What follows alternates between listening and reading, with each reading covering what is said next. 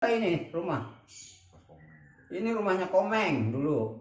Rumah aktor Diding Boneng di kawasan Matraman, Jakarta Pusat, ambruk pada Minggu, 28 Desember 2025, malam.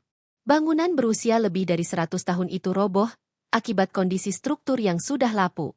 Setelah rumahnya mengalami kerusakan parah, Diding Boneng kini harus mengungsi. Namun, ada fakta unik mengenai tempat tinggal sementara pemeran Embah Buyut dalam film KKN di Desa Penari ini. Rupanya, rumah yang kini ditempati Boneng secara cuma-cuma tersebut merupakan bekas kediaman komedian sekaligus anggota DPR RI, Komeng. Di rumah tersebut, Boneng mengaku tinggal bersama anaknya.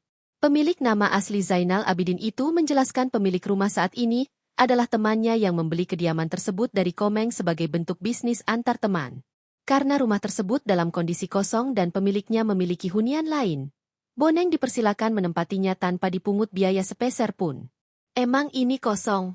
Nah, tahu nggak ini rumahnya Komeng dulu? Terus dijual, dibeli sama teman gua ya.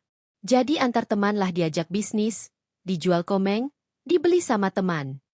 Sekarang ini punya teman kosong karena emang dia sebenarnya nggak butuh untuk tinggal gitu karena dia punya rumah. Paparnya.